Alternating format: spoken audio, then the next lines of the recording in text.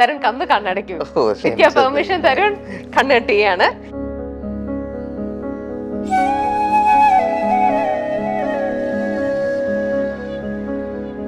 തരുൺ ഓർമ്മയുണ്ടോ ഈ ശബ്ദം? എന്തെങ്കിലും പിടി, വൈക്കം കാര്യമാണ്. ഓപ്പൺ ചെയ്യാം പ്ലീസ്. അയ്യോ, ഞാൻ 7ാം ക്ലാസ്സിൽ ഒരു മികച്ച നടൻ എറണാകുളം ജില്ലയിൽ മേടിച്ചിട്ട് വരുമ്പോ എന്റെ ചെവിയില് ഇപ്പോഴും സീമാക്ക് പറഞ്ഞ വാക്ക് കിടപ്പുണ്ട്. ഇപ്പം നിങ്ങൾ കണ്ടത് സാമ്പിൾ വെടിക്കെട്ടാണ്. അവൻ ഇനി വെടിക്കെട്ട് പൊട്ടിക്കാൻ കിടക്കണേ ഉള്ളൂ.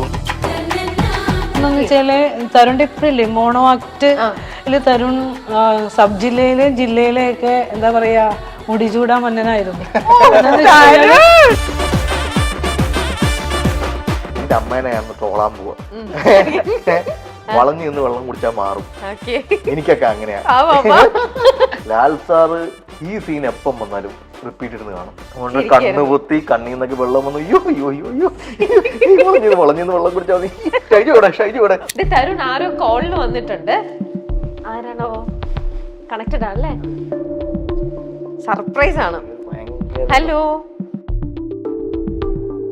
പഠനത്തിലും പരീക്ഷയിലും മുന്നിലെത്താൻ ഇനി നിങ്ങളോടൊപ്പം Hana's students India. Pre primary മുതൽ +2 വരെയുള്ള കുട്ടികൾക്ക് വിദഗ്ധ അധ്യാപകരുടെ പരിശീലനം ഹാനാസ് സ്റ്റുഡൻസ് ഇന്ത്യയിലൂടെ. കുട്ടികളുടെ പഠനത്തിൽ വിട്ടുവീഴ്ച വേണ്ട. ഏറ്റവും കുറഞ്ഞ ചെലവിൽ ഏറ്റവും മികച്ച വിജയം. ഇപ്പോൾ തന്നെ ഓർഡർ ചെയ്യൂ ഹാനാസ് സ്റ്റുഡൻസ് ഇന്ത്യ. ഇപ്പൊ നമ്മൾ സിനിമയെ കുറിച്ച് എല്ലാം പറഞ്ഞുകൊണ്ടേ ഇരിക്കുകയായിരുന്നു. ഈ സിനിമയ്ക്ക് മുന്നേ തന്നെയുള്ള ഒരു തരുൺ, അത് നമുക്കറിയാവുന്ന നല്ലൊരു കഥകളി ആർട്ടിസ്റ്റാണ്, കോളേജിൽ പ്രൊഫസറായിരുന്നു, പഠിപ്പിച്ചിരുന്നു, അങ്ങനെയൊക്കെ പറയുന്നുണ്ട്. ഇപ്പോഴും ഈ കഥകളി എന്ന് പറയുന്ന ഒരു ആർട്ട് ഫോം തരുൺ എത്രത്തോളം മനസ്സിലോട് ചേർത്ത് വെക്കുന്നുണ്ട്? കഥകളി ഇപ്പം എന്താ പറയാ, വൈക്കം ഇതാണ് എൻ്റെ വീട്. വൈക്കം അമ്പലം എന്ന് പറയുന്നത് ഞങ്ങൾക്കൊരു ഭയങ്കര ഇമോഷനാണ്. ഈ പറയുന്ന പോലെ നമുക്ക് ഇപ്പം എന്താണ് ഈ അമ്പലങ്ങളും അല്ലെങ്കിൽ ഇതുപോലത്തെ കൾച്ചറുകളും ഒക്കെ ഒരാളുടെ ലൈഫിൽ ഉണ്ടാക്കുന്ന മാറ്റങ്ങൾ എന്ന് വെച്ച് കഴിഞ്ഞാൽ അതിനൊക്കെ ഒരു ബെസ്റ്റ് എക്സാമ്പിൾ ആയിരിക്കും. ഒരു പക്ഷേ നമ്മളിപ്പം ഡെയിലി അമ്പലത്തിൽ പോയി തൊഴുക അല്ലെങ്കിൽ ഈ പറയുന്ന പോലെ ഭയങ്കര പ്രാർത്ഥിക്കുക എന്നതിനൊക്കെ അപ്പുറത്ത് ഒരാളുടെ മോൾഡ് ചെയ്യുന്നതിന് അയാൾ താമസിക്കുന്ന സ്ഥലവും അയാളുടെ അറ്റ്മോസ്ഫിയറും അന്തരീക്ഷവും ഭയങ്കര ഇമ്പോർട്ടൻ്റ്. അപ്പം അങ്ങനെ ഞാൻ ഞാൻ വൈക്കത്ത് ജനിച്ചു എന്നുള്ളത് തന്നെ അതുകൊണ്ട് മാത്രമാണ് ഇപ്പം എനിക്ക് ഇങ്ങനെയൊക്കെ സിനിമകൾ ചെയ്യാൻ പറ്റുന്നത്. അപ്പോൾ വൈക്കം എന്ന് പറഞ്ഞ ഉത്സവം, ഇപ്പോൾ ആൾക്കാർ ചോദിക്കും എന്തിനാണ് ഉത്സവങ്ങൾ നടത്തുന്നത്, എന്തിനാണ് ആനയെ എഴുന്നള്ളിച്ച് നിർത്തുന്നതൊക്കെ ചോദിക്കുമായിരിക്കും. പക്ഷേ ഇതൊക്കെ അറിഞ്ഞോ അറിയാതെ നമ്മളെ ചൈൽഡ്ഹുഡിൽ നിന്ന് തന്നെ നമ്മളിലേക്ക് ഒരു ക്യാരക്ടർ ഡെവലപ്മെന്റ് നടത്തുന്നുണ്ട്. അപ്പം അതിൻ്റെയൊക്കെ ഭാഗമാണ് ഈ പറയുന്ന വൈക്കത്തഷ്ടമി. അപ്പം വൈക്കത്തഷ്ടമി നോർമലി എല്ലാവരും കാണാൻ പോകാറുണ്ട്, ഉത്സവങ്ങൾ കാണാൻ പോകുന്നുണ്ട്. അങ്ങനെ തന്നെ ഞാനും പോയിട്ടുണ്ട്. എന്നെ വൈക്കത്തഷ്ടമിയിൽ വളരെ ചെറുപ്പത്തിൽ ആകർഷിച്ചിട്ടുള്ള ഒന്നാണ് കഥകളി. അപ്പം ഞാൻ വളരെ കുഞ്ഞായിരിക്കുന്ന കാലം പോലെ തന്നെ എനിക്ക് എൻ്റെ കളേഴ്സും ഒക്കെ സാധാരണ പാതിരാത്രികളിലാണ് കഥകളി നടക്കാറ്.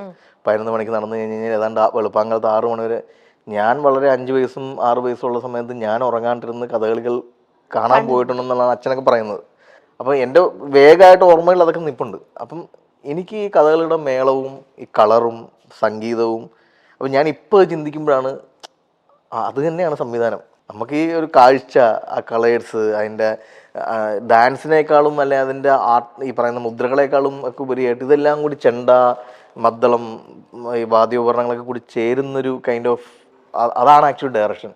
അതെന്നെ ഭയങ്കരമായിട്ട് എക്സൈറ്റ് ചെയ്തതിൻ്റെ ഭാഗമായിട്ടാണ് ഞാൻ കഥകളി പഠിക്കണം എന്ന് പറയുന്നത്. ഏത് ഏജിലാണ് പഠിച്ചത്? 7ാമത്തെ വയസ്സിലല്ല പഠിക്കുന്നത്. 7ാം വയസ്സിലാണ് പഠിക്കുന്നത്. അങ്ങനെ വൈക്കം കലാഭവനം എന്ന് പറഞ്ഞൊരു കഥകളി സ്ഥാപനത്തിൽ ആണ് ഞാനും അന്ന് ചിത്ര, മീര വളരെ കുഞ്ഞു ആളുകളാണ് അത് പഠിക്കാൻ. അങ്ങനെയുള്ള ആളുകളായിട്ട് കഥകളി പഠിക്കാൻ പോകണം. അന്ന് ഏറ്റവും ചെറുത് ഞാൻ. അപ്പം ഈ കഥകളിക്കൊരു രീതിയാണ് സാധാരണ നമ്മൾ ഡാൻസിന്റെ പോലെ നല്ല കാലിന്റെ വക്ക് കൊണ്ടാണ് ഞാൻ പഠിച്ചിട്ടുള്ള ആളാണ്, പെർഫോം ചെയ്തിട്ടുണ്ടോ എനിക്കറിയാം. അപ്പൊ വക്ക് കൊണ്ട് ചവിട്ടുക എന്ന് പറയുന്നത് ഭയങ്കര ബുദ്ധിമുട്ടാണ്. അപ്പം ഇവന്റെ കാൽ ഉറച്ചിട്ടില്ലാത്തതുകൊണ്ട് തന്നെ എന്നെ ഭയങ്കര ടേക്ക് കെയറിങ് ആണ് പ്രാശേട്ടൻ എന്ന് പറഞ്ഞാൽ. അപ്പം ഭയങ്കര പതിയെയാണ് എല്ലാം പഠിപ്പിച്ചെടുത്തത്. അങ്ങനെ ഞങ്ങളുടെ എന്താ പറയുക അരങ്ങേറ്റമൊക്കെ ഭയങ്കര വൈകിയെന്ന് വെച്ച് കഴിഞ്ഞാൽ എനിക്ക് തോന്നുന്നു ഞാൻ 4ാം ക്ലാസ്സിൽ പഠിക്കുമ്പോഴാണ് എൻ്റെ അരങ്ങേറ്റം.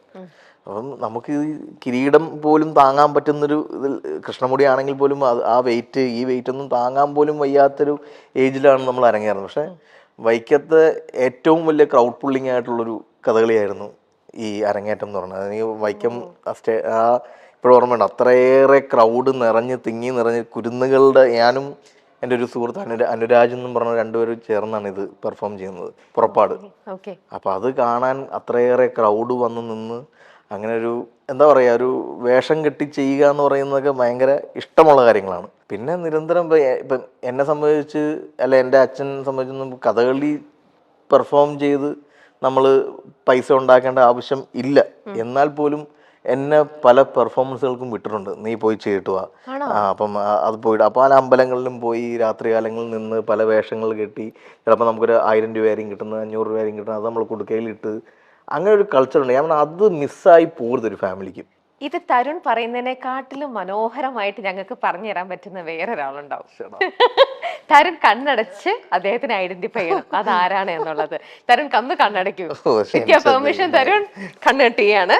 തരുൺ പറയണ ഈ കഥകൾ.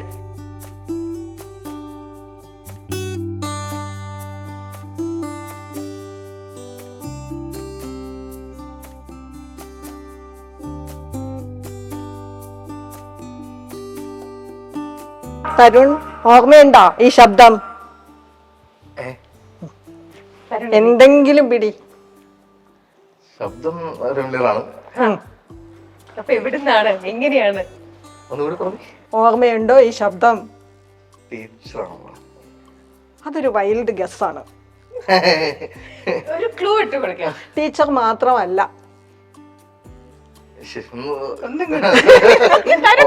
ഓപ്പൺ ചെയ്യൂ. ചെയ്യൂല തരുൺ. ഇനി 1-2 ക്ലൂവും കൂടെ. വൈക്കംകാരിയാണ്. അയ്യോ, തരുൺ പെട്ടു. ഓപ്പൺ ചെയ്യാം പ്ലീസ്. ഓക്കെ. അയ്യോ,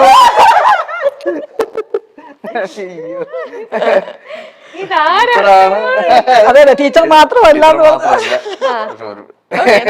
സംസാരിക്കാം. ഇരിക്കും. ടീച്ചർ ഇവിടെ ഇരുന്നോ. ഇത്തവണ നമ്മുടെ തുടരും മൂവിയുടെ ഡയറക്ടർ തരുൺ മൂർത്തി പെട്ടു. ഭയങ്കര അൺഎക്സ്പെക്ടഡ് ആണ്. ഒരിക്കലും എക്സ്പെക്ട് ചെയ്തില്ല, വിചാരിച്ചില്ല. തരുൺ ഈ കാരണം ടീച്ചർ മാത്രമല്ല, വേറൊരു കൈൻഡ് ഓഫ് ഇമോഷൻ ആണ്. എന്താണ് പറയൂ, ആരാണ്, എങ്ങനെയാണ് തരുണ് ഈ ഒരു മാഡമായിട്ടുള്ള ഒരു അടുപ്പം? സീമാക്കാന്ന് വിളിക്കണോ, ടീച്ചറെന്ന് വിളിക്കണോ? കാരണം ഞാൻ ഫാമിലി റിലേഷൻ ആണ്. അപ്പൊ ഒരു സ്റ്റേജിൽ ഞാൻ പഠിക്കാൻ പോകുന്ന സ്കൂളിലെ ടീച്ചറാണ്.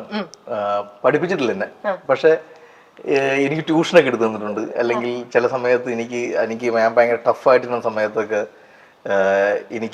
എനിക്ക് വേണ്ട രീതിയിൽ എളുപ്പ വഴികൾക്ക് പല കാര്യങ്ങളും പഠിപ്പിച്ചു തന്നിട്ടുണ്ട്. അപ്പം പിന്നെ നമ്മുടെ ഭയങ്കര വെൽവിഷറാണ്. എന്താ പറയാ, ഞാൻ ഉദയംപേരൂർ സ്കൂളിലാണ് പഠിക്കണേ. അപ്പൊ അവിടുത്തെ +2 ടീച്ചർ, ഞാൻ അവിടെ 5ാം ക്ലാസ്സിൽ പഠിക്കുമ്പോൾ തന്നെ സീമാക്ക എന്ന് പറയുന്ന ആൾ അവിടെ ഉണ്ട്. അപ്പൊ എന്റെ ചേച്ചി, എന്റെ കസിൻ ചേച്ചി അടക്കമുള്ള സീമാക്കയുടെ ക്ലാസ്സിൽ നിന്ന് പഠിച്ചാ വന്നേ. അതുകൊണ്ട് നമ്മളൊരു ലോക്കൽ ഗാർഡിയൻ ആണ് സ്കൂളിൽ.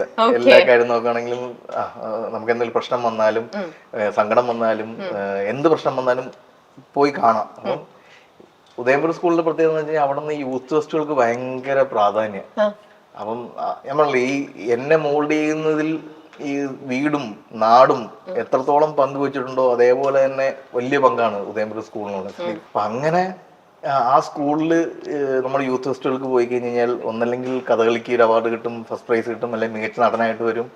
അപ്പൊ ഇവര് എന്നെ ആഘോഷിക്കുന്ന ഒരു രീതിയുണ്ട്. അപ്പോൾ അനുമോദനം തരുന്നത് വേണമെങ്കിൽ സ്റ്റാഫ് റൂമിൽ വിളിച്ചു നിർത്തി അഭിനന്ദിക്കണം. പക്ഷെ ഇത് ഓൾ സ്കൂളിന് അവധി കൊടുത്തിട്ട് ഇവര് വലിയൊരു ഇവന്റ് ആക്കി വെച്ചിട്ട് നമ്മളെ സ്റ്റേജിലൊക്കെ കയറ്റി നിർത്തി നമ്മളെ ഭയങ്കരമായിട്ടൊരു ഹൈ തരുന്ന ഒരു രീതിയുണ്ട്. അപ്പൊ അതിലെ ഏറ്റവും പ്രധാനിയായ കോർഡിനേറ്റർ ആയിരിക്കും സീമാക്ക. അപ്പം പലപ്പോഴും പറയുമ്പോഴത്തേക്ക് എനിക്ക് ഞാൻ 7ാം ക്ലാസ്സിൽ ഒരു മികച്ച നടൻ എറണാകുളം ജില്ലയിൽ മേടിച്ചിട്ട് വരുമ്പോ എന്റെ ചെവിയില് ഇപ്പോഴും സീമാക്ക പറഞ്ഞ വാക്ക് കിടപ്പുണ്ട്. ഇപ്പം നിങ്ങൾ കണ്ടത് സാമ്പിൾ വെടിക്കെട്ടാണ്,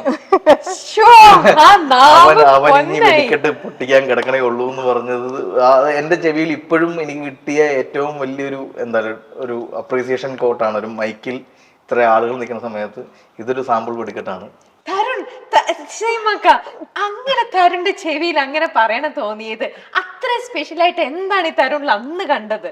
അത് ജീൻ മോശമല്ലല്ലോ. നമ്മള് നമ്മുടെ ഫാമിലി കണ്ടോണ്ടിരിക്കണതല്ലേ സ്ഥിരമായിട്ട്. അവൻ എന്താകും എന്നുള്ളതിന്റെ ഒരു പ്രതീക്ഷ നമുക്ക് ഉണ്ടാവുമല്ലോ. അത് തീർച്ചയായിട്ടും അത് വെച്ചിട്ട് തന്നെ പറഞ്ഞിട്ടുള്ളതാണ്. അല്ല അക്കാഡമിക്സിലെ തരുണിന്റെ ഒരു മിടുക്കും അല്ലെങ്കിൽ ആർട്സിൽ തരുൺ കാണിച്ചിരിക്കുന്ന ആ ഒരു മിടുക്കും നോക്കുമ്പോൾ ഒരു ഇതിൽ പറഞ്ഞല്ലേ സീമാക്ക് അന്ന് ശരിക്കും തരുണിന്റെ ഫ്യൂച്ചർ കണ്ടത് എന്തിലായിരുന്നു? അക്കാഡമിക്സിലായിരുന്നു, സംശയമൊന്നുമില്ല. പക്ഷെ ഇവന് ഇത് ചൂസ് ചെയ്ത് ഇതിലേക്ക് അവന്റെ പാഷൻ നോക്കി പോകുന്നു എന്ന് പറഞ്ഞപ്പോ സന്തോഷം തന്നെയാണ്. സക്സസ്ഫുൾ ആയപ്പോ ഒരുപാട് സന്തോഷം. ഓക്കെ.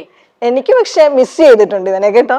കാരണം എന്താ വെച്ചാൽ ഞാൻ ഹയർ സെക്കൻഡറിയിൽ യൂത്ത് ഫെസ്റ്റിവല് പറയുന്ന പോലെ കോർഡിനേറ്റ് ചെയ്ത് കൊണ്ടുപോകുമ്പോ ഇവൻ താഴെ ക്ലാസ്സുകളിൽ ഇങ്ങനെ തകർത്തു വരുന്ന സമയത്ത് എനിക്കിപ്പോ ഇവനെ കിട്ടണില്ലല്ലോ എന്നുള്ള അപ്പൊ അതങ്ങനെ അവിടെ വന്നപ്പോ ഞാൻ പോവുകയും ചെയ്തു. വേറെ സ്കൂൾ പ്രിൻസിപ്പൾ ആയിട്ട് പോയി. അപ്പൊ ഞാനുള്ള +2 കയറിയ സമയത്ത് സീമാക്ക് അവിടെ ഉണ്ടായിരുന്നില്ല. ഓക്കെ. പക്ഷേ പൊതുവെ നിങ്ങളുടെ ടീച്ചേഴ്സിന്റെ ഇടയിലും നിങ്ങളൊക്കെ സംസാരിക്കുമല്ലോ സ്കൂളിൽ ഓരോ രീതിയിലും, അക്കാഡമിക്സിലാണെങ്കിലും ആർട്ട് ഫോംസിലാണെങ്കിലും ഈ മൾട്ടി ടാലന്റഡ് ആയിട്ടുള്ള കുട്ടികളെ കുറിച്ചൊക്കെ തീർച്ചയായിട്ടും നിങ്ങൾ സംസാരിക്കും. അങ്ങനെയൊക്കെ സംസാരിക്കുന്ന സമയത്ത് തരുൺ എന്ന് പറയുന്നത് ഒരു പോക്രിക്കുട്ടൻ ആയിരുന്നു, ഒരു നോട്ടി ആയിരുന്നു, അങ്ങനെ ഒന്നും ഉണ്ടായിട്ടില്ല? നോട്ടി അല്ലായിരുന്നു. ഓക്കെ. എല്ലാവർക്കും മാതൃകയാക്കാൻ പറ്റുന്ന, നമുക്ക് പറയാൻ പറ്റുന്ന, റോൾ മോഡൽ ആക്കാൻ പറ്റുന്ന പോലത്തെ. അവൻ രണ്ടും ഒരുപോലെ ബാലൻസ് ചെയ്ത് കൊണ്ടുപോയിരുന്നു എങ്ങനെയാണെങ്കിലും. അവൻ ഇപ്പൊ പറയുന്ന ഇന്റർവ്യൂലൊക്കെ പറയുന്നുണ്ട് അക്കാഡമിക്സ് അവന് ഇഷ്ടമല്ലായിരുന്നു, അവന് പാടായിരുന്നു. പക്ഷെ അങ്ങനെയല്ലായിരുന്നു, രണ്ടും ബാലൻസ് ചെയ്ത് തന്നെ കൊണ്ടുപോയിട്ടുണ്ടായിരുന്നു.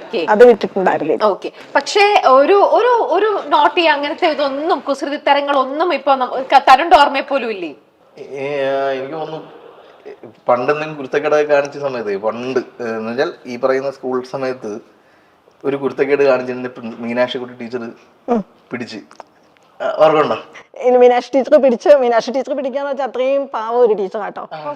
അത് പിടിക്കണം. ഞങ്ങളുടെ ക്ലാസ്സിൽ 4 പിള്ളേരെ എന്തോ ഒരു ചീത്ത വാക്ക് യൂസ് ചെയ്തതിന്, എന്നുവെച്ചാൽ നമ്മളതൊക്കെ പഠിച്ചു വരുന്ന സമയമാണ്.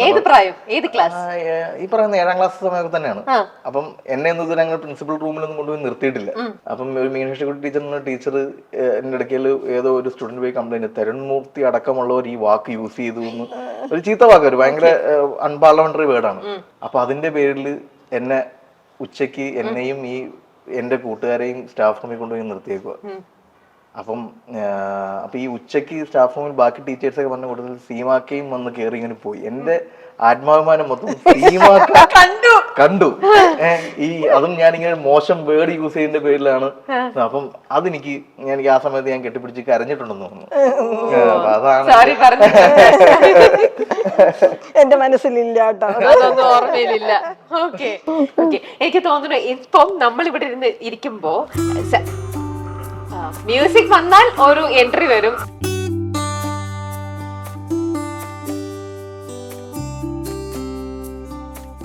ഓ, ഇതാരൊക്കെയാണ്? അയ്യോ,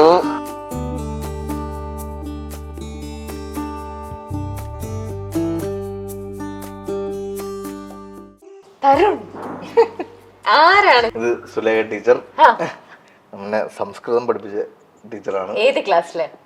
8, 9. അതെ. പിന്നെ എന്താ പറയാ, നമ്മളെ സംസ്കൃത നാടകമൊക്കെ കളിപ്പിച്ച്, അല്ലെങ്കിൽ അതിനുവേണ്ടി ഇത് എന്താ പറയാ, ഒരു ഫാമിലി പോലെ നിന്ന് നമ്മളെ മോൾഡ് ചെയ്തെടുക്കണമെങ്കിൽ, അല്ലെങ്കിൽ ഇന്നിപ്പോ ഈ കാണുന്ന തരുൺമൂർത്തി മോൾഡ് ആകുന്നതിന് ഇവരൊക്കെയാണ്. പക്ഷെ അന്ന് പഠിച്ചു പോയതിനു ശേഷം തരുൺ ഇവരൊക്കെ ആയിട്ട് കണക്ഷൻ വെക്കും. ആണോ? ടീച്ചേഴ്സിനെ സ്കൂളിൽ പോയി കാണാറുണ്ട്, ഫോണിൽ കൂടെ എങ്കിലും. ആണോ?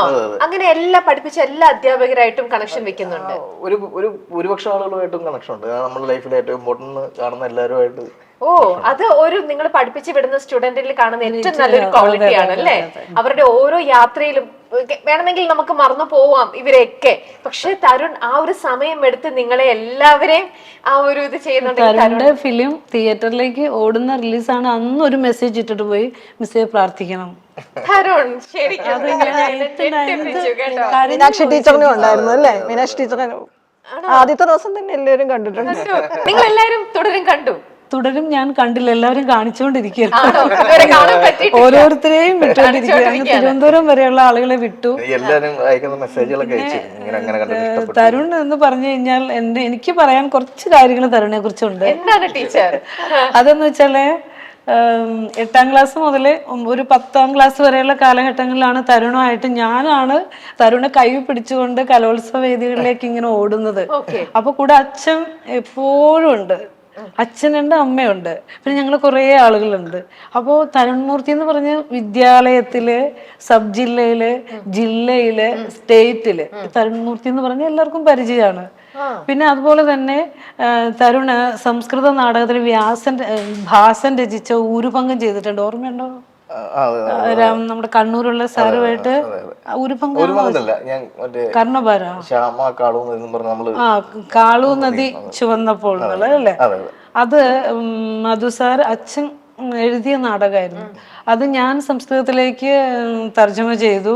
കാരണം അതിലൊരു കഥാപാത്രമായിരുന്നു. അത് സ്റ്റേറ്റ് വരെ, ജില്ല വരെ, പിന്നെ സ്റ്റേറ്റ് പോയി. നല്ല നടൻ എവിടെ പോയാലും നല്ല നടൻ. പിന്നെ അതുപോലെ തന്നെ മോണോ ആക്ടിലൊക്കെ ഞങ്ങള് തരുണിൽ കാണുന്ന ഒരു സംവിധായകനെ അല്ല കേട്ടോ, നല്ല ഒരു നടനെയാണ്. കാരണം എന്താന്ന് വെച്ചാല് തരുണിന്റെ ഇപ്പഴില്ലേ മോണോ ആക്ടില് തരുൺ സബ് ജില്ലയിലെ ഒക്കെ എന്താ പറയാ മുടിചൂടാ മന്നനായിരുന്നു. ഞാൻ സത്യം പറഞ്ഞു കഴിഞ്ഞാല് എനിക്കിപ്പോഴും തരുൺ ചെയ്തൊരു ഭാഗം എനിക്ക് തന്നെ ചെയ്യാൻ പാകത്തിന് എന്റെ മനസ്സിലുണ്ട്. കാരണം ഇന്നത്തെ കൂട്ടുകുടുംബ സംവിധാനം ഇല്ലേ, അതിനകത്ത് ഒത്തിരി മക്കളും ഒക്കെ ഉള്ള തരുൺ ഓർമ്മയുണ്ടെന്ന് അറിയില്ല ആ സീൻ. അപ്പൊ അതിനകത്ത് കുറെ മക്കൾ, ഒരു 8-9 മക്കളുള്ള ഒരു അപ്പനും അമ്മയും ഒരു ദിവസം ആ മക്കളെ എല്ലാവരും കൂടി ഒരു വർഷം ഒരിക്കലും മീറ്റിന് വിളിക്കുക. അപ്പൊ തരുൺ അത് നിറഞ്ഞിങ്ങനെ അവിടെ, എനിക്ക് ഇപ്പോഴും അത് ഓർക്കുമ്പോ കരച്ചിൽ വരും. കാരണം അത്രയ്ക്ക് അത് പ്രൊജക്ട് ചെയ്ത് ആളുകളിലേക്ക് എത്തിക്കാനേ. അപ്പൊ ഓരോ മക്കൾ വരുമ്പോഴും അച്ഛനമ്മമാരുടെ എക്സ്പ്രഷൻ, മക്കളെ കൊച്ചിനെ എടുക്കുന്നു, ഇതെല്ലാം കഴിഞ്ഞു കഴിയുമ്പോ ഇവർ ഒരുമിച്ചിരുന്നൊരു തീരുമാനം എടുക്കുന്നുണ്ട്. അപ്പനും അമ്മയെ അനാഥാലയത്തിലാക്കാൻ പോകുന്നു. അത് ഒരുമിച്ച്, അപ്പോൾ തരുൺ ശരിക്കും അത് അഭിനയിക്കുമ്പോണ്ടല്ലോ, ഇത്രയോ 35 വർഷം ഞങ്ങൾ ഒരുമിച്ച് കഴിഞ്ഞ ഞങ്ങളെ അച്ഛനെ ഒരു അനാഥാലയത്തില്, അമ്മയെ, എനിക്കത് പറയുമ്പോൾ ഇപ്പോഴും കരച്ചിൽ വരും, അമ്മയെ ഒരു അനാഥാലയത്തിലാക്കാൻ പോകുന്നിട്ട് തരുൺ ഇങ്ങനെ നിന്നിട്ട് പറയുന്നു, മക്കളെ അനാഥാലയത്തിലേക്കുള്ള വഴി കാണിച്ചു തരും. അപ്പൊ ശരിക്കും ഞാൻ വന്നു ഓർമ്മയുണ്ടോ ഇതൊക്കെ? തരുൺ അന്ന് പഠിപ്പിച്ചു തന്ന ടീച്ചർ ഇന്നും ടീച്ചറിന്റെ കണ്ണുകൾ നിറയാണ്. തരുൺ എന്ന് പറയണ ആ ഒരു, ശരിക്കും തരുൺ നിങ്ങള് വാക്കുകൾക്ക് അതീതമാണ്. ശരിക്കും നിങ്ങൾ റിട്ടയർമെന്റിന് വന്നിരുന്നു, ബാംഗ്ലൂരിൽ നിന്ന് തരുൺ വന്നിരുന്നു. പിന്നെ തരുൺ എഞ്ചിനീയറിംഗ് കോളേജിൽ വർക്ക് ചെയ്യുമ്പോൾ തരുണിന്റെ ജീവിതത്തിൽ ഒത്തിരി സംഘർഷങ്ങൾ നിറഞ്ഞൊരു സമയമാണ്. കാരണം തരുണിലുള്ള കലാകാരനെ എനിക്ക് കൂടുതൽ അറിയാം. അപ്പോൾ തരുൺ എഞ്ചിനീയറിംഗ് കോളേജിൽ ഇങ്ങനെ വർക്ക് ചെയ്യുന്ന സമയത്ത് തരുൺ ഒരു ദിവസം, ഞാൻ 10ാം ക്ലാസ്സിൽ ക്ലാസ് എടുത്തുകൊണ്ടിരിക്കുമ്പോൾ എൻ്റെ ക്ലാസ് റൂമിന്റെ വാതിക്ക് വരുക, മിസ് ഒന്നും കൂടെ വരിക. അപ്പം ഞാൻ പറഞ്ഞു, മോനെ ടീച്ചർ എന്താ കാര്യം? മിസ് ഞാൻ ബെല്ലടിച്ചിട്ട് വരാം. 10 കുട്ടികളാണ്, ബഹളം ഉണ്ടാക്കും, 50 കുട്ടികളൊക്കെയുള്ള ക്ലാസ്സാണ്. പക്ഷെ തരുണിന്റെ കാര്യം കുറച്ച് സീരിയസ് ആണെന്ന് എനിക്ക് തോന്നി. അപ്പോൾ തരുൺ പറഞ്ഞു, ടീച്ചർ ഞാൻ എൻ്റെ ജീവിതത്തിൽ ഏറ്റവും നിർണായകമായ ഒരു തീരുമാനം എടുക്കാനുള്ള എൻ്റെ മാനസിക സംഘർഷത്തിലാണ് ഞാൻ. അപ്പോൾ ടീച്ചറിന് അറിയാലോ, ഞാൻ കലയെ ഒത്തിരി സ്നേഹിക്കുന്ന ആളാണ്. അപ്പോൾ കല്യാണവും കഴിഞ്ഞു. അപ്പം ഞാൻ ഈ ജോലി വിടാൻ പോകുന്നു. അതുകൊണ്ട് എന്നിട്ട് സിനിമ ഫീൽഡിലേക്ക് ഞാൻ ഇറങ്ങാൻ പോകുന്നു. അപ്പോൾ ടീച്ചർ ചെയ്ത് എനിക്ക് എങ്ങനെയായിരിക്കും എൻ്റെ ഫാമിലിയിൽ വെച്ചാൽ റിസ്ക് എടുക്കാൻ ആള് ഒരു സെക്കൻഡ് ഒപ്പീനിയൻ എന്ന നിലയിൽ ടീച്ചേഴ്സിനെ ഓർത്തു. അത്ര ഗുരുത്വമുള്ള കുട്ടിയാണ് ശരിക്കും. അപ്പോൾ ഞാൻ പറഞ്ഞു, ഞാനൊന്ന് ആലോചിക്കട്ടെ തരുൺ. അത് കഴിഞ്ഞ് എനിക്ക് പെട്ടെന്നൊന്നും പറയാൻ പറ്റില്ല, കാരണം മാരീഡാണ്. കാരണം അതിന് ഇനി പൈസ ആവശ്യമുണ്ട്, ജീവിക്കാൻ ഒരു വരുമാനം നിൽക്കും, കല പിടിച്ചു വരാൻ പാടാണ്. ഞാൻ അത് തന്നെ ആലോചിച്ചു, ഭഗവാനെ എനിക്കൊരു ഉത്തരം തരണം എൻ്റെ കുട്ടിയോട് പറയാൻ. ഞാൻ പുറത്തിറങ്ങി വന്നിട്ട് എനിക്ക് തോന്നി, കാരണം ഇത് ഇൻബോൺ ടാലന്റാണ്. തരുൺ ഇന്നത്തെ ഇങ്ങനെ ഒരു മഴയ്ക്ക് മുളച്ച് വന്ന ഒരു തകരയല്ല, സാറിന്റെ ഒരു വാസന, പിന്നെ അവനിൽ തന്നെയുള്ളൊരു വാസന അവനിലുണ്ട്. അപ്പൊ നല്ലൊരു, കാരണം അവന്റെ ഓരോ സീനുകളും ഞങ്ങൾ കണ്ടിട്ടുണ്ട്. അപ്പൊ സിനിമയിൽ ശോഭിക്കുമെന്ന് അറിയാം. അപ്പൊ ഞാൻ പറഞ്ഞു, തരുൺ, കാരണം ഒരു എഞ്ചിനീയറിംഗ് കോളേജിൽ കുട്ടികളുടെ മുമ്പിൽ നിന്നുകൊണ്ട് യാന്ത്രികമായ ഓരോ കാര്യങ്ങൾ പറയുമ്പോൾ അത് അനുഭവിച്ചായിരിക്കില്ല പറയണത്. പിന്നെ ജീവിതകാലം മുഴുവൻ അതൊരു വേദനയായിട്ട് കിടക്കും. ഇപ്പോൾ തരുൺ ഇതിന്ന് മാറിയില്ലെങ്കിൽ ഒരിക്കലും പറ്റില്ല. ഞാൻ തരുണോട് പറഞ്ഞു, മോനെ നീ ധൈര്യമായിട്ട് തരുൺ അതുപോലെ ഓരോ ടീച്ചേഴ്സ്, എന്റെ മാത്രമല്ല ഓരോ ടീച്ചേഴ്സിനോടും തരുൺ ഈ ഒരു റിലേഷൻ കീപ്പ് ചെയ്തിരുന്നു. പിന്നെ അജിത ടീച്ചറിനോടൊക്കെ ഇപ്പോഴും ഒത്തിരി എല്ലാ ടീച്ചേഴ്സിനും ഒരു ഗുരുഭക്തി. അതാണ് ഞങ്ങൾ ഇന്നിവിടെ എത്തിച്ച്. ഞാൻ ഒത്തിരി തിരക്കുണ്ട്. ഞാൻ കേരളത്തിൽ നിറയെ ആധ്യാത്മിക പ്രഭാഷണമൊക്കെ നടത്തുന്ന ഒരാളാണ്. എനിക്ക് ഇന്ന് ക്ലാസ് ഉള്ളതാണ്. പക്ഷെ തരുൺ കാരണം ഞാൻ ഒരുപാട് ഇന്റർവ്യൂസ് കൊടുത്തെങ്കിൽ ഉദയംപേർ SNDPHS സ്കൂൾ എന്നുള്ളത് അങ്ങനെ എക്സ്പ്ലോർ ആയിട്ടില്ല. കാരണം ഞാൻ പറഞ്ഞു, ഞാൻ വൈക്കം എന്ന് പറഞ്ഞ പോലെ തന്നെ ആ സ്കൂളില്ലെങ്കിൽ ഇന്നില്ല. കാരണം കാരണം എല്ലാവരും പഠിക്കുക അല്ലെങ്കിൽ ഈ പറയുന്ന A+കളുടെ എണ്ണം കൂട്ടുക എന്ന് പറയുന്ന ഒരു കൾച്ചറിൽ പോയിക്കൊണ്ട് ഇപ്പൊ അങ്ങനെയാണെന്ന് തോന്നുന്നു, എനിക്കറിയില്ല. പക്ഷെ ആ സമയത്തൊക്കെ നമുക്ക് തരുന്നൊരു, അല്ലെങ്കിൽ നമ്മൾ ക്ലാസ്സുകൾ കട്ട് ചെയ്ത് നാടകങ്ങൾക്ക് റിഹേഴ്സലിന് പോകുന്നു, അല്ലെങ്കിൽ ബാക്കി റിഹേഴ്സലിന് പോകുമ്പോൾ ഇതൊന്നും നമ്മളെ ബാധിക്കാത്ത രീതിയിൽ പഠിപ്പിക്കാനായിട്ട് ഇവരെടുക്കുന്ന എഫേർട്ടൊക്കെയാണ്. പഠിക്കും, നന്നായിട്ട് പഠിക്കുമായിരുന്നു. മാർക്ക് കുറയില്ല. പിന്നെ കലോത്സവം വന്നാൽ തരുൺ ക്ലാസ്സിൽ കാണത്തില്ല. ശരിക്കും ആ ഒരു അച്ഛന്റെ മകനായി ജനിച്ചത് കൊണ്ട് തന്നെയായിരിക്കണം. തരുൺ തന്നെ പറഞ്ഞിട്ടുണ്ട്, തരുണിൽ ഇത് അച്ഛനാണ് കംപ്ലീറ്റ് സ്ക്രിപ്റ്റ് ചെയ്യാനായിട്ട്, നീ സ്ക്രിപ്റ്റ് എഴുതൂ എന്ന് പറഞ്ഞിട്ടുള്ള ആ ഒരു ധൈര്യം തന്നതും ആ ഒരു ബാക്കപ്പ് തന്നതുമെല്ലാം ശരിക്കും അദ്ദേഹം തന്നെ ആയിരിക്കാം ഒരുപക്ഷെ തരുൺ മൂർത്തി ഇന്നിപ്പോ എത്തുന്നതിന്റെ ഒരു മെയിൻ ഒരു അല്ലെ. വീട്ടിൽ നിന്നും ഇത്ര ഒരു സപ്പോർട്ടും കൂടെ കിട്ടണമല്ലോ അല്ലേ. അച്ഛൻ വളരെ ചെറുപ്പം മുതൽ തന്നെ പഠിത്തത്തിനോടൊപ്പം തന്നെ ഈ പറയുന്ന കൾച്ചറൽ ആക്ടിവിറ്റീസ് അല്ലെങ്കിൽ നാടകം, അത് എങ്ങനെയാണ് ഒരാളെ മോൾഡ് ചെയ്യുന്നത് എന്ന് കൃത്യമായി മനസ്സിലാക്കിയത് കൊണ്ട് തന്നെ എനിക്ക് കൃത്യമായിട്ട് അത് പകർന്നു തന്നിട്ടുണ്ട്. ഞാൻ പറഞ്ഞില്ല, കഥകളി ഇപ്പം പറയാം, ഇപ്പം കഥകളി എന്നൊക്കെ പറയുന്നത് ഒരു സ്റ്റേറ്റ് യൂത്ത് ഫെസ്റ്റിവൽ, ഇപ്പം ഉപജില്ല, ജില്ല, സ്റ്റേറ്റ്. അന്നത്തെ കാലത്ത് ഇത്രയും ഫെസ്റ്റിവൽസിന് പോയി തിരിച്ചു വരുമ്പം ഒരാളുടെ കയ്യിൽ നിന്ന് 2 ലക്ഷം രൂപയെങ്കിലും മിനിമം ഇറങ്ങും. കാരണം ചെണ്ട, മേളം, പരിപാടികൾ, ഇതൊന്നും നമ്മൾ കാസിട്ടല്ലല്ലോ വർക്ക് ചെയ്യുന്നത്. അതൊക്കെ പ്രോപ്പർ കഥകളിയായിട്ട് തന്നെയാണ്, അതായത് വാദ്യോപകരണങ്ങളായിട്ട് തന്നെയാണ് പോണേ. അപ്പൊ അങ്ങനെ വേണമെങ്കിൽ അവർക്ക് വേണ്ടാന്ന് വെച്ചിരുന്നെങ്കിൽ 2 ലക്ഷം രൂപ അവരുടെ പോക്കറ്റിൽ കിടന്നേനെ, അല്ലെങ്കിൽ ഒരു ചിട്ടിയൊക്കെ ഇട്ട് അവർക്ക് വേറെ എന്തെങ്കിലുമൊക്കെ അവരുടെ ഫിനാൻഷ്യൽ പ്ലാനിങ്ങിൽ വെക്കാം. പക്ഷെ അത് അവനത് എക്സ്പ്ലോർ ചെയ്യണമെന്നും അവനത് ഇപ്പൊ അവാർഡുകൾക്കോ അല്ലെങ്കിൽ പ്രൈസുകൾക്കോ വേണ്ടിയിട്ടൊന്നുമല്ല, അത് എൻ്റെ മോൻ അത് ആ ഒരു സന്തോഷം അറിയണമെന്നോ പറയുന്ന അവരുടെ ഒരു ദൃഢനിശ്ചയത്തിന്റെ പുറത്താണ് ഇതൊക്കെ. ഇപ്പം കഥകളിയിൽ മാത്രമല്ല, ഇപ്പൊ ഈ സംസ്കൃത നാടകം. ശരിയാണ് മാഡം. കാരണം വെച്ചാൽ നമ്മളെപ്പോഴും കലോത്സവത്തിൽ ചെല്ലുമ്പോൾ പാരന്റ്സ് കുട്ടികൾക്ക് സമ്മാനം കിട്ടാതെ പാരന്റ്സ് കലഹിക്കുന്ന ഒരു ഞാൻ എത്രയോ വർഷങ്ങൾ സാറിൻ്റെ ഒപ്പം നടന്നിട്ടും അങ്ങനെ ഒരു വേദിയിൽ എന്റെ മോന് സമ്മാനത്തിന് വേണ്ടിയിട്ട് പോയിട്ടില്ല. അപ്പൊ അത് ആനന്ദിക്കാൻ വേണ്ടി ചെയ്ത കലയാണ്. വേറെ കുട്ടികൾക്ക് പ്രൈസ് കിട്ടുമ്പോഴൊക്കെ അത് അർഹിക്കുന്നതാണ്, അത് അവൻ ആ കുട്ടി നന്നായിട്ട് ചെയ്തതാണെന്ന് പറഞ്ഞാൽ എന്നെ കൊണ്ട് ആവശ്യമായ ഒരു മത്സര ബുദ്ധി അതിനകത്ത്. തരുൺ വിശ്വസിക്കുമെന്ന് അറിയില്ല, ഞങ്ങൾ ഇന്നലെ രാത്രിയും തരുണിന്റെ അച്ഛനായിട്ട് സംസാരിച്ചു. ഇന്ന് ഈ ഒരു നിമിഷം, ഈ ഒരു സർപ്രൈസ് എൻട്രി അദ്ദേഹത്തിന് വേണ്ടിയിട്ട് ഈ ഒരു സമയത്ത് വേണ്ടി ഞങ്ങൾ കുറേ നിർബന്ധിച്ചു, അങ്കിളിന്റെ അടുത്ത് വരുമോ എന്ന് ചോദിക്കാറ്. പക്ഷെ അങ്കിള് പറഞ്ഞു, ഞാൻ വന്ന ഇമോഷണൽ ആവും ഭയങ്കരമായിട്ടും, എനിക്കത് താങ്ങാൻ പറ്റില്ല, എനിക്ക് ഭയങ്കര അധികം അഭിമാനമുണ്ട് അവൻ ഇന്നിപ്പം നിൽക്കുന്നതില്.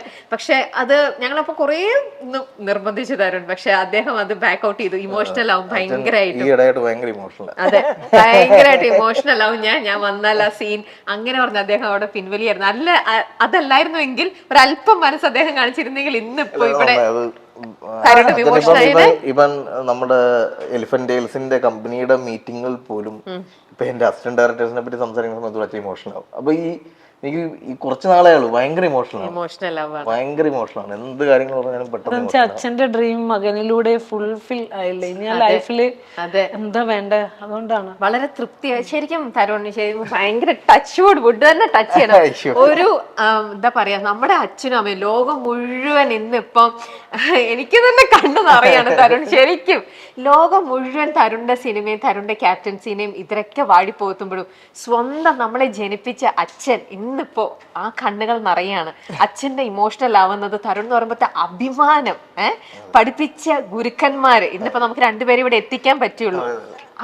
അവരൊക്കെ ഇങ്ങനെ മിസ്സിന്റെ ഒക്കെ കണ്ണ് നിറയാണ്. ആ ഒരു അഭിമാനം എന്ന് പറയുന്നത് ഒരു സമയം എന്ന് പറഞ്ഞു കഴിഞ്ഞാലുണ്ടല്ലോ, കാരണം ഏറ്റവും കൂടുതൽ ചിലപ്പോൾ വിമർശിക്കപ്പെട്ടേനെ ഇവൻ ഫെയിലിയർ ആയി പോയിരുന്നെങ്കിൽ. അപ്പൊ അവർക്കൊരു സംഘർഷം ഉണ്ടായിരുന്നു, ഇവൻ ഉണ്ടായിരുന്നതിനേക്കാൾ ഇരട്ടി അപ്പുറത്തുണ്ടായിരുന്നു. അത് അവരിന്ന് അവരെടുത്ത ഡിസിഷൻ, അവര് ചെയ്ത കാര്യങ്ങളൊക്കെയും അത് സക്സസ് ആയി എന്നുള്ളതാണ്. തരുൺ ഒത്തിരി അനുഭവിച്ചിട്ടുണ്ട് കേട്ടോ ടെൻഷൻസ്. കൊറോണ വന്ന ആദ്യത്തെ ഫിലിം ഇറങ്ങാൻ വൈകിയപ്പോ ടീച്ചറെ എന്നൊരു വിളി നമ്മൾ തകർന്നു പോകുമായിരുന്നു. നമ്മുടെയൊക്കെ ഒരു വാക്കുണ്ടായിരുന്നു അവിടെ. ജഗദീശ്വരൻ നമ്മള് ജോലി വേണ്ട എന്ന് വെക്കുന്നു. എന്റെ വൈഫ് 4-6 മാസം ക്യാരിങ് ആയിട്ടിരിക്കുന്ന സമയത്താണ് ഈ ജോലി വേണ്ടാന്ന് വെക്കുന്നത്. അപ്പം ഒരു പുതിയൊരു ഫാമിലി നോക്കുമ്പോൾ ചേർന്നല്ലേ ഉള്ളൂ, വേറൊരു കുടുംബത്തിൽ നിന്ന് ഒരാൾ വന്ന് ചേർന്നേ ഉള്ളൂ. അപ്പം ആ സമയത്ത് ജോലി വേണ്ടാന്ന് വെക്കുന്നു. പല ആളുകളുടെയും ചോദ്യങ്ങൾ വരുന്നു. അപ്പൊ അച്ഛനാണെങ്കിൽ അച്ഛന്റെ കൂടെ ജോലി ചെയ്യുന്നവർ പോലും എന്തിനാണ് അവൻ അങ്ങനെ, പിന്നെ എന്തിനാ അവന് എംടെക് പഠിക്കാൻ പോയത്, ആ ചോദ്യങ്ങൾക്കൊക്കെ ഇവര് ഉത്തരമില്ലാണ്ട് നിൽക്കുന്നത് നമ്മൾ കൺമുന്നിൽ കണ്ടിട്ടുണ്ട്. അത് അവന്റെ ഇഷ്ടത്തിന് വേണ്ടി പോയിരിക്കുന്നു, അവൻ അങ്ങനെയാണെന്ന് പറയുമ്പോൾ ഇതൊരു അവർക്കാർക്കും കൊടുക്കാൻ ഉത്തരങ്ങളില്ല. ഇപ്പൊ ഇവൻ വൈഫിന്റെ അമ്മയുടെ അടുക്കൽ പോലും ചോദിക്കുന്നു അത് ആ കുട്ടിക്ക് ജോലിയൊന്നും ഇല്ലേ, അപ്പൊ എങ്ങനെ ഇവർ ജീവിക്കാൻ പോണേ എന്നൊക്കെ പറഞ്ഞ ചോദ്യങ്ങൾക്ക് അവരും ഒരുപാട് ഫേസ് ചെയ്യേണ്ടി വന്നിട്ടുണ്ട്. എന്റെ വൈഫ് ഒരുപാട് സ്ട്രഗിൾ ചെയ്യേണ്ടി വന്നിട്ടുണ്ട്. നമ്മൾ എന്താ പറയാ ചില സമയങ്ങളിൽ പരസ്യമൊക്കെ അന്നത്തെ പരസ്യ കമ്പനി എന്ന് പറഞ്ഞു കഴിഞ്ഞാൽ 15,000 രൂപ 20,000 രൂപയൊക്കെയാണ് പരസ്യം ചെയ്യണേ. ഞാൻ കുറച്ച് മുമ്പ് ശങ്കറിന്റെ കേസിലും പറഞ്ഞില്ല. അപ്പൊ അതിൽ നിന്ന് നമുക്ക് ചിലപ്പോൾ ഒരു നമ്മുടെ പോക്കറ്റ് മണി എന്ന് പറഞ്ഞ് കിട്ടുന്നത് ചിലപ്പോൾ 5,000 രൂപയൊക്കെ ആയിരിക്കും, ഇന്നത്തെ പോലെ അല്ല. അപ്പം ആ 5,000 രൂപ വെച്ചിട്ടാണ് ഞങ്ങൾ ജീവിച്ചുകൊണ്ടിരുന്നത്. അപ്പൊ ആ സമയത്ത് പലപ്പോഴും വൈഫിന്റെ അടുക്കലൊക്കെ ചില റിലേറ്റീവ്സും അല്ലെങ്കിൽ ചില നമ്മൾ നാട്ടുകാരൊക്കെ ചോദിക്കും ആ പരസ്യം തരം ചെയ്തിട്ട് എത്ര രൂപ കിട്ടി എന്നൊക്കെ ചോദിക്കുമ്പോൾ എനിക്ക് 5,000 രൂപ കിട്ടില്ല, ഇവര് ചിലപ്പോൾ 5 ലക്ഷം രൂപ കിട്ടി എന്നൊക്കെ പറയും. കാരണം 10 ഇരട്ടിയൊക്കെ കൂട്ടി പറഞ്ഞ് അത് ആ ഒരു സ്ട്രഗ്ലിംഗ് സ്റ്റേജ് ഉണ്ടായിരുന്നു. ഇന്നത്തെ തലമുറയ്ക്ക് ഒരു മെസ്സേജ് എത്താറുണ്ട്, റിസ്ക് എടുക്കാൻ തയ്യാറാണ്, മാത്രമല്ല ഡീപ്പായിട്ട് ആഗ്രഹിക്കുക ഒരു കാര്യം, അതിനുവേണ്ടി പാഷൻ ഉണ്ടാവുക എന്നുള്ളതാണ്, അതിന്റെ പുറകെ പോവുക. അതിന്റെ ഒക്കെ ഇതിൽ എനിക്ക് തോന്നുന്നത് എല്ലാവർക്കും ഉണ്ടാവും ഈ പറയുന്ന പോലെ പാഷനും ഇഷ്ടത്തോടെയാണ് എല്ലാരും വരുന്നത്. പക്ഷെ ഭയങ്കര ഗുരുത്വമുള്ള കുട്ടിയാണ് ശരിക്കും. എനിക്ക് മെസ്സേജ് ഇട്ടപ്പോ ഞാൻ സത്യത്തിൽ കരഞ്ഞു പോയി എന്ന് മാത്രമല്ല, മിസ് പ്രാർത്ഥിക്കണം ഒരു മെസ്സേജ് അത് ഞങ്ങളുടെ ഗ്രൂപ്പിലേക്ക് സുലേഖ ഇട്ടിരുന്നു. എന്തായാലും തരുൺ നിങ്ങള് വലിയ സംഭവം തന്നെയാണ്. ഒരുപാട് അനുഗ്രഹങ്ങൾ ഈ പറയുന്ന പക്ഷെ ഒരു കാര്യം, അവന്റെ അച്ഛൻ അവന് വേണ്ടി മാത്രമല്ല, ഞങ്ങൾക്കൊക്കെ അവൻ പോകുന്ന എത്രയോ വർഷങ്ങൾക്ക് ശേഷം ആലുവ സ്കൂളിലേക്ക് കൂടി നാടകം പഠിപ്പിക്കാൻ വന്നിട്ടുണ്ട്.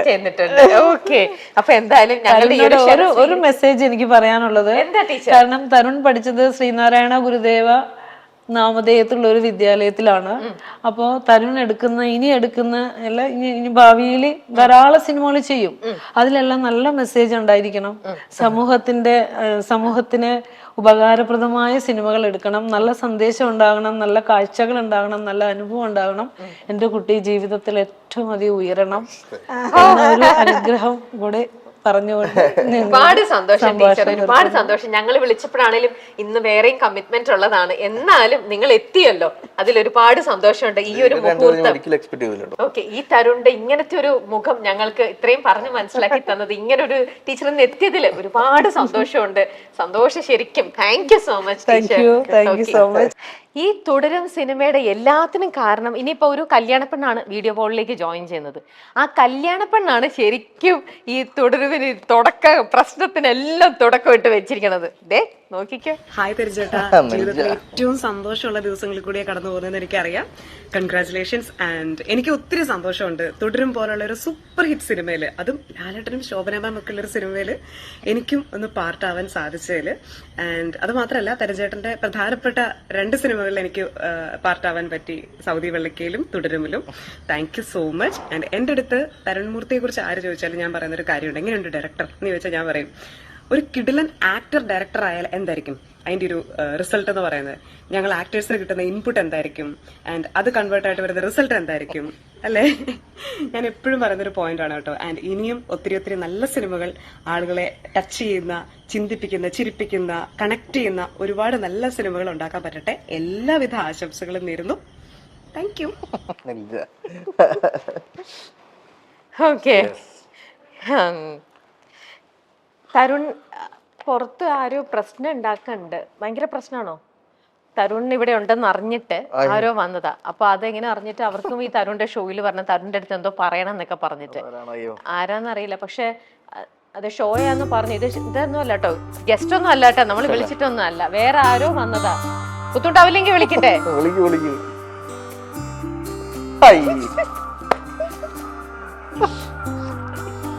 എന്താണ് ഞാനുണ്ടോ?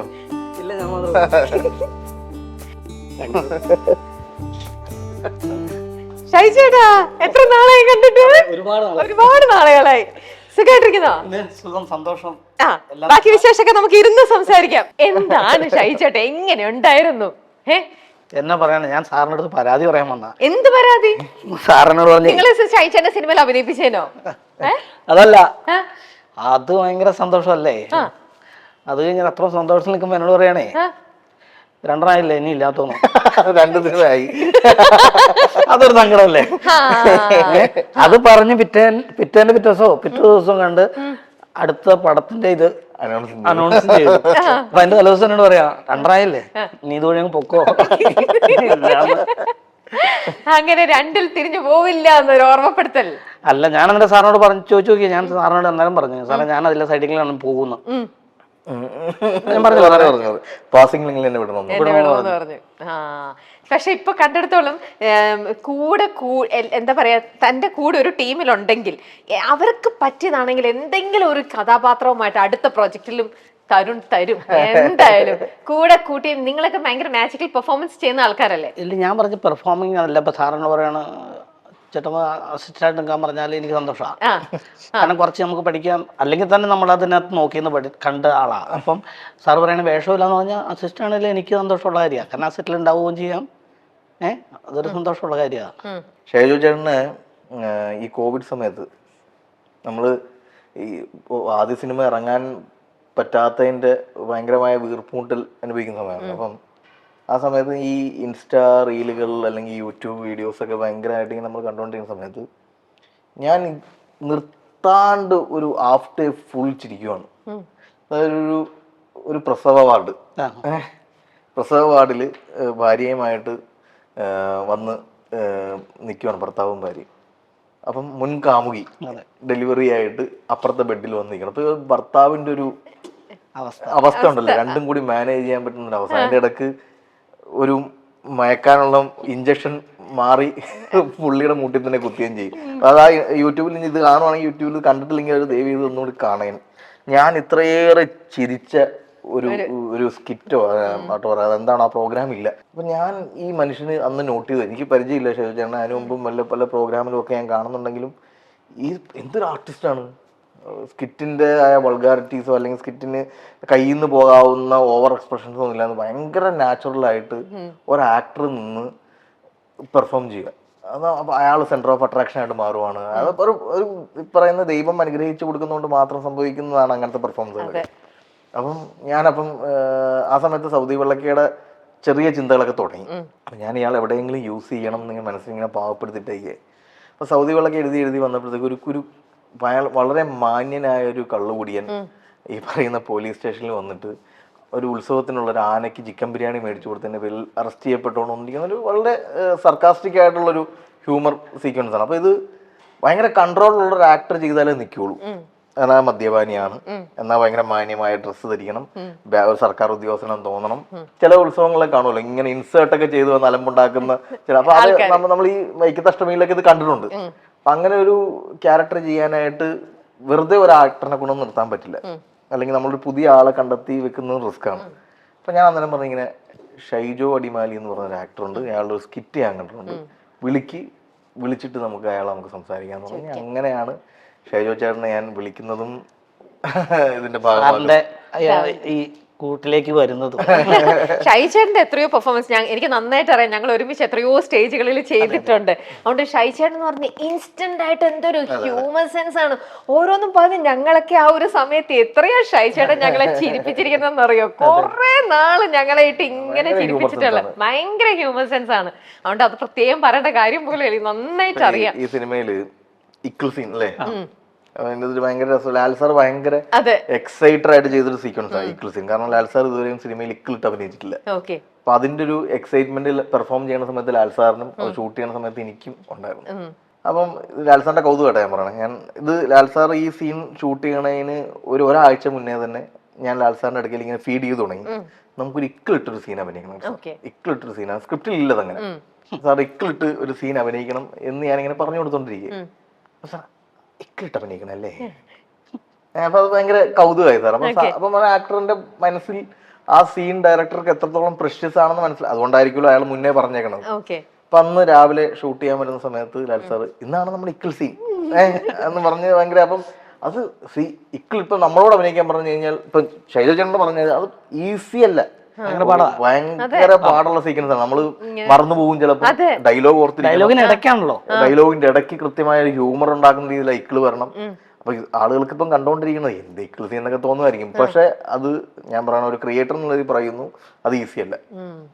അപ്പൊ ഇതെല്ലാം ചെയ്യണ സമയത്ത് ഷൈജോ ചേട്ടൻ അവിടെ ഉണ്ട്. ഷൈജോ ചേട്ടൻ ആ കൂട്ടത്തിൽ വന്ന് നിൽക്കുന്ന സമയത്ത് എനിക്ക് ഇക്കിൾ പ്രശ്നമുള്ളതാണ്. എനിക്ക് എപ്പോഴും ഈ അനാവശ്യ സമയങ്ങളിൽ ഇക്കിള് വന്നിട്ട് വരും.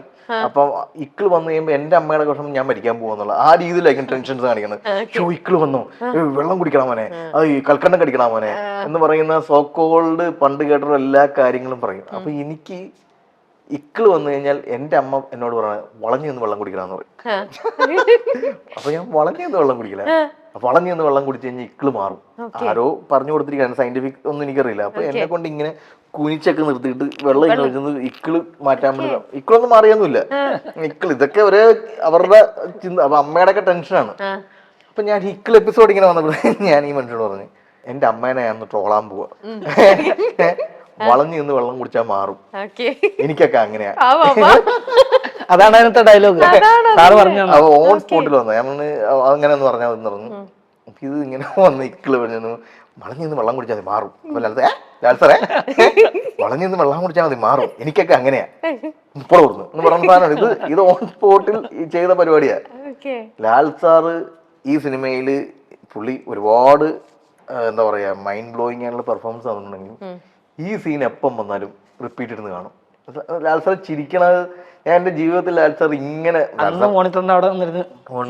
പൊത്തി കണ്ണീന്നൊക്കെ വെള്ളം വന്നു, അയ്യോ അയ്യോ അയ്യോ അയ്യോ വളഞ്ഞിന്ന് വെള്ളം കുടിച്ചാൽ മതി, ഷൈജു ഇവിടെ കാണും. അത് എപ്പം സെറ്റിൽ വന്നാലും ഇക്കിൾ സീൻ ഒന്ന് കാണിക്കും, ഇക്കിൾ സീൻ സാർ ഇത് കാണും, അയ്യോ ഷൈജു നോക്ക് വളഞ്ഞിന്ന് വെള്ളം കുടിച്ചാൽ.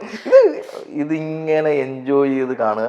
ഈവൻ ഡബ് ചെയ്യാൻ വന്ന സമയത്ത് നമ്മുടെ ഇക്കിൾ സീനാണോ അത് എന്ന് പറഞ്ഞാൽ അത് കാണുക, അത് കണ്ട് ആസ്വദിക്കുക. ഞാനൊരു ആക്ടർ പെർഫോം ചെയ്ത സീക്വൻസ് റിപ്പീറ്റഡ് ആയിട്ട് ലാൽ സാറൊക്കെ കാണുമോ എന്നൊക്കെ നമ്മൾ പലപ്പോഴും ചിന്തിക്കും. ഇക്കിൾ സീൻ ലാൽ സാർ ഒരു 10-15 പ്രാവശ്യം റിപ്പീറ്റ് ആയിട്ട് കണ്ടിട്ടുണ്ട്. കാരണം അത് സാറിന്റെ കൗതുകം, സാറ് ചെയ്തതിന്റെ കൗതുകം. ഷൈജു ആ വളഞ്ഞു നിന്ന് വെള്ളം കൂടെ സാറിന്റെ ഒരു കുട്ടിത്തം തന്നെ ചിരിയുണ്ട്. സാറിന് ഇങ്ങനെ അട്ടഹസിക്കലല്ലോ, സാർ പുറത്ത് വരാത്ത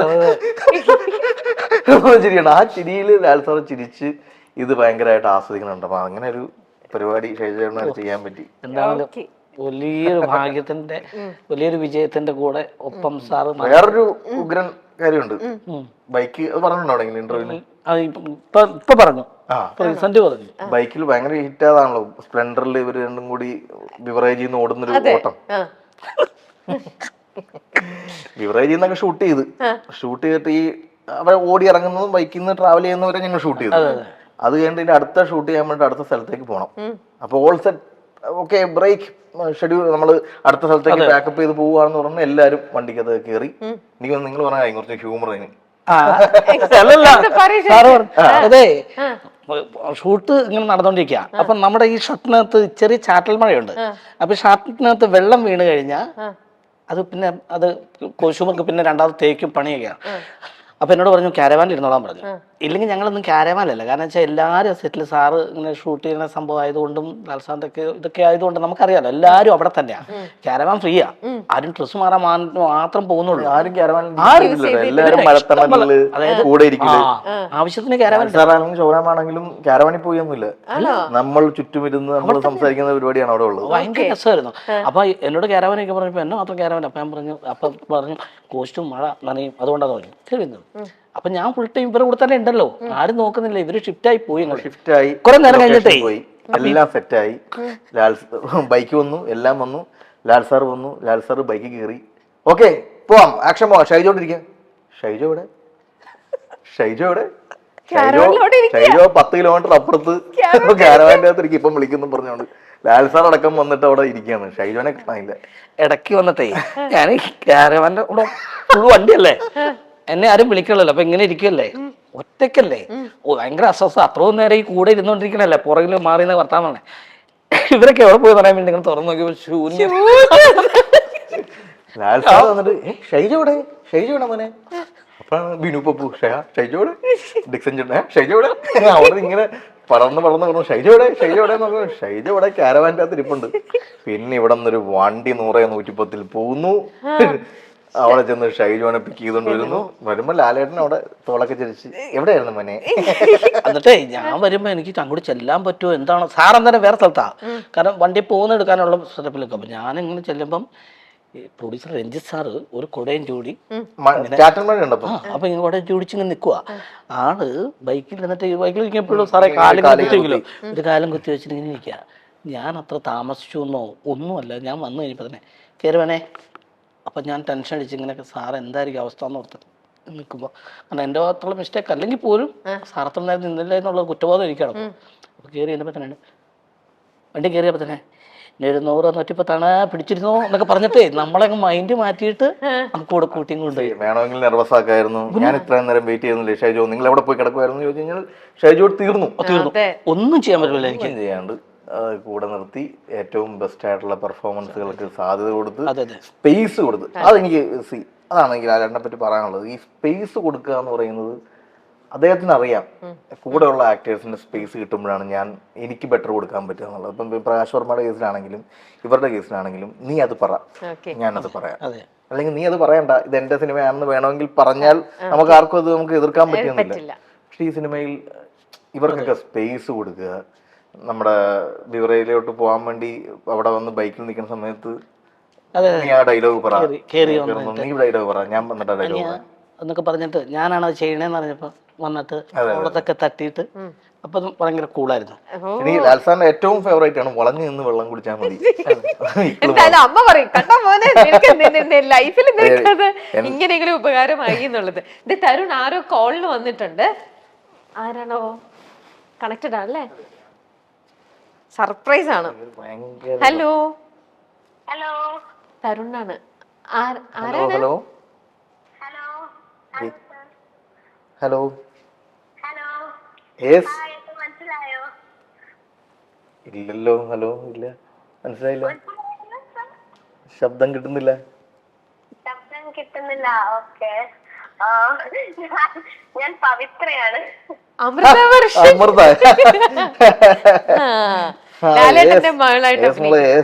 എവിടെയാണ്? മൂകാംബികനൊക്കെ എത്തിയോ? ഇപ്പൊ വീട്ടിലാണ്, വീട്ടിലെത്തി. ഓക്കെ, വീട്ടിൽ വെറുതെ ഇരിക്കുക. Super super. ഭയങ്കര എന്നെ മറ്റേ നമ്മുടെ കൊണ്ടാട്ടം സോങ്ങിൽ ഡാൻസ് പഠിപ്പിച്ച് ഇവളാണ്. ക്യാരവാൻ്റെ അകത്ത് കൊണ്ടുപോയി എന്റെ സ്റ്റെപ്പുകളൊക്കെ, കാരണം ഇത് കട്ട് ചെയ്യാൻ പറയാം. അപ്പം ഇവൾക്ക് ഞാൻ ബേസിക്കലി ഭയങ്കര കംഫർട്ട് ആക്കിയിട്ടൊക്കെ ഷൂട്ട് ചെയ്യാറ്. അപ്പൊ എന്നോട് മാസ്റ്റർ ഡാൻസ് കളിക്കാൻ പറഞ്ഞപ്പോ ഞാൻ ഭയങ്കര ടെൻഷനായി. സ്റ്റെപ്പ് ഒന്നും എനിക്ക് കിട്ടുന്നില്ല. അപ്പൊ ഇവളെ കൂട്ടിക്കൊണ്ട് പോയിട്ട് ഞാൻ ക്യാരവാൻ്റെ അകത്ത് നിന്നിട്ട് ഇവളാണ് സ്റ്റെപ്പ് ഒക്കെ പഠിപ്പിച്ചു തന്നത്. പക്ഷെ അമൃതയ്ക്ക് തരുണിനെ ഭയങ്കര പേടിയാണെന്ന് കേട്ടല്ലോ. എന്നെ പേടിയാണോ നിനക്ക്? അമൃതയ്ക്ക് തരുണിനെ ഭയങ്കര പേടിയാണെന്ന്. അയ്യോ, അത് ഓഡീഷൻ ടൈമിൽ ഒന്ന് ചെറുതായിട്ട് പേടിച്ചായിരുന്നു. ഞാൻ ഓഡീഷൻ ചെയ്തു, സ്ട്രൈറ്റ് ഓഡീഷൻ. സംസാരിക്കുന്നതും കാര്യങ്ങളൊക്കെ അത് ജസ്റ്റ് ഓഡീഷനിലൊന്ന് ജസ്റ്റ് ഡയലോഗ് പറഞ്ഞപ്പോ ചെറുതായിട്ട്. അതായത് അമൃതേനെ ബിനു ആണ് എന്നെ ഇൻട്രൊഡ്യൂസ് ചെയ്യുന്നത്. ബിനു പപ്പുവിന്റെ ഒരു ഫ്രണ്ടിന്റെ റിലേഷൻഷിപ്പിലാണ് അമൃതനെ ഇൻട്രൊഡ്യൂസ് ചെയ്യുന്നത്. അങ്ങനെ അമൃത എന്നെ നീ ഓഡീഷൻ ചെയ്യുന്നത് ഞാനാണ് സ്ട്രൈറ്റ് ഓഡീഷൻ. ഞാൻ വളരെ ചുരുക്കം ആർട്ടിസ്റ്റുകൾ സ്ട്രൈറ്റ് ഓഡീഷൻ ചെയ്യാറുള്ളൂ. അപ്പൊ അങ്ങനെ ഞാൻ ഓഡീഷൻ നടത്തിയ ആർട്ടിസ്റ്റ്. അപ്പം ഞാൻ അമൃതയോട് 2 സീക്വൻസ് ചെയ്യിച്ചു. ഒന്ന് വീട്ടിൽ ബിഹേവ് ചെയ്യുന്ന പോലെയും, പിന്നെ ഒന്ന് ബിനുവിന്റെ ഒരു കൈൻഡ് ഓഫ് ടോർച്ചറിങ് ഉണ്ടല്ലോ പോലീസ് സ്റ്റേഷനിൽ. അപ്പൊ ആ കൈൻഡ് ഓഫ് വേർഡ്സ് ഉണ്ടല്ലോ, അതിന്റെ ബിനു യൂസ് ചെയ്യുന്ന കുറച്ച് വൾഗാരിറ്റി നിറഞ്ഞ വേർഡ്സ് ഉണ്ട്. അപ്പൊ അങ്ങനെയുള്ള വേർഡ്സിൽ ഇവൾ എങ്ങനെ റിയാക്ട് ചെയ്യുമെന്ന് അറിയാൻ വേണ്ടി ഞാൻ വളരെ സഡൻലി ഇവളെ ഭയങ്കരമായിട്ട് സൗണ്ട് റേസ് ചെയ്ത് പേടിപ്പിച്ചു. അപ്പൊ അതായിരിക്കും ഈ പറയുന്ന പേടിപ്പിക്കൽ. അമൃത എന്നിട്ട് ഇപ്പൊ പേടി ഫുൾ മാറിയോ? മാറി. ആദ്യം ഒന്ന് ചെറുതായിട്ട് പേടിച്ചു, പിന്നീട് സാറ് ഭയങ്കര കംഫർട്ടബിൾ ആക്കി പറഞ്ഞു. ഇങ്ങനെ ചോദിച്ചു, പേടിച്ചോ, എന്തെങ്കിലും പ്രശ്നമുണ്ടോ? അങ്ങനെ ഞാൻ പറഞ്ഞില്ല. ഓക്കെ, എന്നിട്ട് പേടിയൊക്കെ മാറിയിട്ട് തരുൺ സാറിനെ ഡാൻസ് പഠിപ്പിച്ചു കൊടുത്തിട്ട് പറയുന്ന പോലെ പെട്ടെന്ന് പഠിച്ചോ ഈ കുട്ടി? സൂപ്പർ സാറ്, സൂപ്പറായിട്ട് പഠിച്ചു. പെട്ടെന്ന് പഠിച്ചു. കഥ പറയാം. ആണല്ലോ, ആണല്ലേ? ആറ്റിറ്റ്യൂഡ് പിടിച്ച് കളിച്ചാൽ മതി. ഇവളെ എനിക്ക് തന്ന കോൺഫിഡൻസ് പോലെ വേറെ ആരും ലൈഫിൽ കോൺഫിഡൻസ് ഉണ്ട്. സാറിന് കൊടുക്കാത്ത ആറ്റിറ്റ്യൂഡാ. സാർ അങ്ങനെ അങ്ങോട്ട് പിടിച്ചാൽ മതി. ഓക്കെ അമൃത, അപ്പം താങ്ക് യു അമൃത. പിന്നീട് വിളിക്കാം കേട്ടോ. Thank you so much. Okay, നന്നായി ചെയ്തിട്ടുണ്ട് കേട്ടോ ക്യാരക്ടർ. സൂപ്പറായി ചെയ്തിട്ടുണ്ട്. ഞങ്ങൾക്കൊക്കെ ഒരുപാട് ഇഷ്ടപ്പെട്ടു. തുടരും. Okay, okay, thank you Amrita. വിളിക്കാം കേട്ടോ. Okay, bye. അപ്പോൾ അതായിരുന്നു അത്. അതേപോലെ താങ്ക് യു ഷൈ ചേട്ടാ, താങ്ക് യു സോ മച്ച്. ഞങ്ങൾ ക്ഷണിച്ചപ്പോഴും ഈ ഒരു സെഗ്മെന്റിലേക്ക് വന്നല്ലോ. Thank you so much.